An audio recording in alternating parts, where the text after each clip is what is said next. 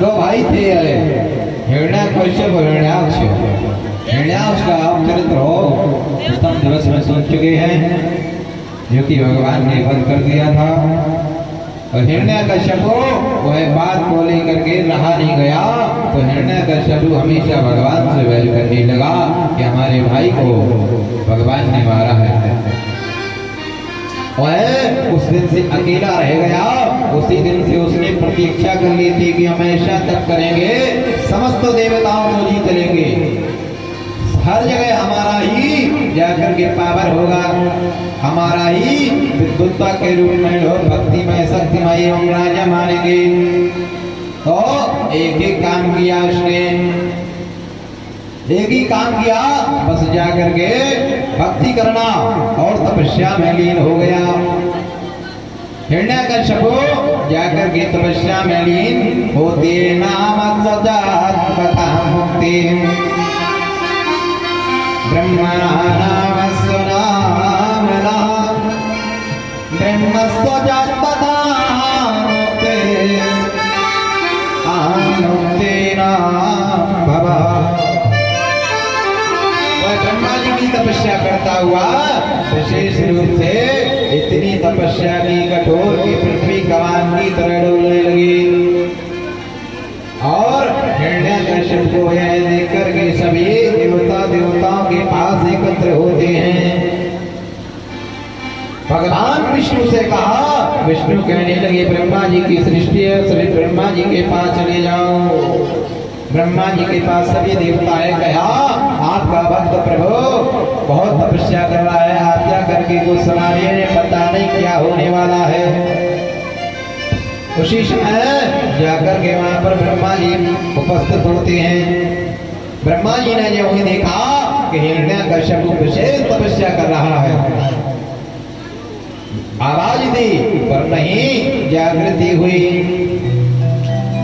उसी समय ब्रह्मा जी ने फिर पुनः पूछा कि प्रिय भक्तो जाग जाओ, पर आवाज नहीं दी। ब्रह्मा जी लौट आते हैं, ब्रह्मा जी लौट आते हैं अपने पुनः आसन में। उसी समय और समय बीता, और समय बीता तो उसने क्या कृतिया अंगूठे के बल खड़े होकर के तपस्या करना प्रारंभ कर दी, ऊपर को हाथ किए हुए और हाथ किए हुए और अंगूठे के बल से पंजों का भी इशारा ना लिया पृथ्वी का, अंगूठे के बल खड़े होकर के दोनों पैरों के और वह तपस्या में लीन हो गया ब्रह्मा की। उसी समय जब अंगूठे के बल तपस्या की तो कुछ समय बाद वज्रपात सा महसूस होने लगा हर जगह, नदियों का जल बहाव रुक गया और यहाँ तक कि वृक्ष भी सूखने लगे। पृथ्वी पर वृक्ष सूखने लगे, नदियों का बहाव रुक गया। आपस में ऐसे लगने लगा जैसे कभी हवाएं चलती तो ऐसे लगता जैसे एक लपटें चल रही हो अग्नि की। ऐसा देख करके सभी देवता फिर पुनः पहुंचते हैं ब्रह्मा के पास। ब्रह्मा जी से कहा, ब्रह्मा जी ने कहा मैं अभी तुरंत जाता हूँ। उसी समय ब्रह्मा जी तत्काल वहां पहुंचते हैं। ब्रह्मा जी कहते हैं बेटा संपूर्ण हो गई है भक्ति, वरदान मांग लीजिए। और नहीं सुना। उसी समय ब्रह्मा जी ने हाथ में कमंडल लिए हुए जल को हाथ में लिया। उसी समय कमंडल से जल छोड़ते हुए तो शरीर पर छोड़ा तो वह शरीर जाकर के बामी की तरह पूरा हो गया था। उसी समय वह जैसे ही देखा तो सामने दिखाई दिए ब्रह्मा। उसी समय कहा बेटा वरदान मांग लो, तपस्या संपूर्ण है। कहा हमें एक ही वरदान चाहिए, हमेशा अमर रहे, दूसरा कोई वरदान नहीं। अगर आपको देना हो तो यह वरदान दे दीजिए, अन्यथा मैं कोई वरदान की जरूरत नहीं है, हम तो बस तपस्या कर रहे हैं। उसी समय इशारा देखा, कहा ये वरदान तो ठीक नहीं है। ब्रह्मा जी कहते हैं और कुछ मांग लो, धन मांग लो, दौलत मांग लो, ऐश्वर्य मांग लो, पुत्र मांग लो, सब कुछ मांग लो, आओ पृथ्वी का जो राज्य चाहिए वह राज्य मांग लो, पर अमर यह नहीं हो सकता है। उसी समय कहा तो फिर हम अपने हिसाब से दूसरा मांगे, हमें राज्य इत्यादि नहीं चाहिए। तो कहा फिर पृथक पृथक मांगा, तो उसने पृथक पृथक में क्या क्या मांगा। कहा दिन में मरे ना, रात में मरे ना, भीतर मरे ना, बाहर मरे ना, दिनों में मरे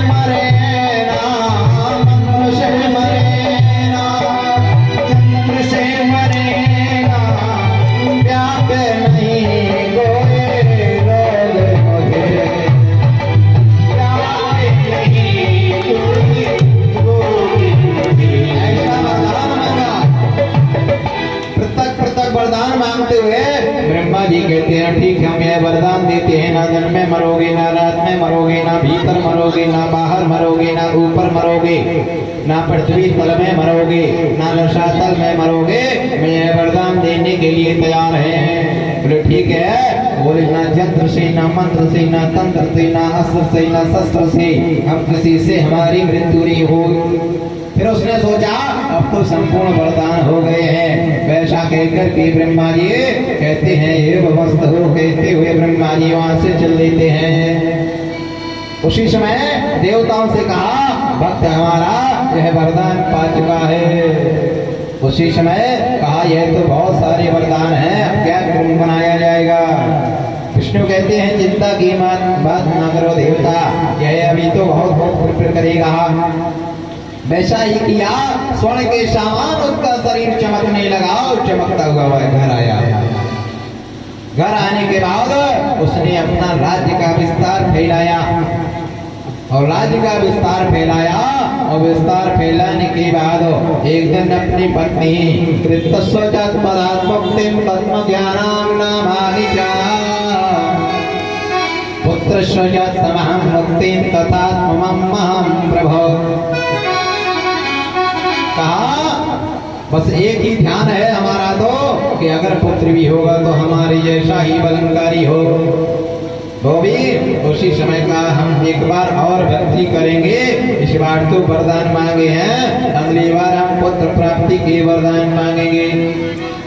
और उसने देवताओं को बस डांटना प्रारंभ कर दिया और हर जगह वह अपना ही जाकर के विराजमान होकर के आनंद से अपना इहो भ्रम चलाने लगा। एक दिन का समय वह बैठा हुआ कहता है हम मुझे पुत्र चाहिए और पुत्र के लिए हम पुनः अब तपस्या करेंगे, हमें सदैव पुत्र की प्राप्ति हो। उसी समय वह जाकर के पुनः तपस्या में लगते हैं। यथा चतुर्मुखो ब्रह्मा स्वर्ग लोके पिता महान। ब्रह्मा को ध्यान करते हैं, स्वर्गलोक के पितामह को ध्यान करते हैं, ब्रह्मा जी तत्काल प्रकट हो जाते हैं। कहते हैं भक्त बड़ा कर रहा है, गड़बड़ हो जाएगा अगर नहीं पहुंचते। उसी समय कहा हमें कोई ज्ञात नहीं है, पर आप ऐसे मंत्र और तंत्र बता दीजिए जिससे हम पुत्र की प्राप्ति हो। आपकी भक्ति करना चाहते हैं। कहा भक्ति करना चाहते हो, पुत्र प्राप्ति के लिए तो शंकर भगवान दे सकते हैं, पुत्र हम नहीं। उसी समय कहा शंकर भगवान की भक्ति बता दीजिए। कहा बस शंकर भगवान का ध्यान करिए, शंकर भगवान का ध्यान करिएगा आप। कहा नहीं विष्णु का। अरे बोले विष्णु का ध्यान नहीं, हमें विष्णु के नाम से तो इतना खून खौल जाता है, क्योंकि हमारे भाई को मार दिया है और ऐसा नहीं हो सकता। पर उसी दिनों जाकर के शंकर भगवान का वह ध्यान करता हुआ इधर शंकर भगवान सोचने लगे कि वह हमारा ध्यान कर रहा है, फिर कैसे पुत्र की प्राप्ति होगी, और पुत्र होगा तो फिर क्या कैसे किया जाए। तो एक दिन का समय माता पार्वती शंकर भगवान के साथ आग मिचोली खेल रही थी। उस आग मिचोली से अंधकार में माता पार्वती ने शंकर जी के नेत्र बंद कर लिए पीछे से। नेत्र जैसे ही बंद किए उसी से एक अंधकार रूप में एक बालक प्रकट हो जाता है। उस बालक को सामने शंकर भगवान ने देखा। उसी समय उस बालक के नेत्र न थे, तो कहा इस बालक को क्या किया जाए। शंकर भगवान कहने लगे अभी अभी ये प्रकट हुआ है हाथ मिचोले खेलते हुए। तो कहा हमारा एक भक्त तपस्या कर रहा है बालक के लिए, हम उसको ही अर्पण कर दें। वह जाकर के अंधा बालक, उसका नाम अंधक रखा। उस अंधक को ले जा करके उस बालक को सौंप दिया। कहा हम प्रसन्न है भगवान शंकर ने कहा भक्ति तुझसे ही थोड़ी। कहा ये पुत्र की प्राप्ति के लिए पुत्र साथ में लाए हैं। ऐसा प्रसन्न होता हुआ उसी समय हिरण्याकश्यप को वह पुत्र दे दिया। पुत्र जैसे ही अंधक को दिया, कहा अरे यह तो इसके तो वाकई नहीं है, अब क्या करें। कहा यह तो राज्य का अधिकारी नहीं होगा। फिर पुनः तपस्या करते हुए 3 पुत्र और हुए।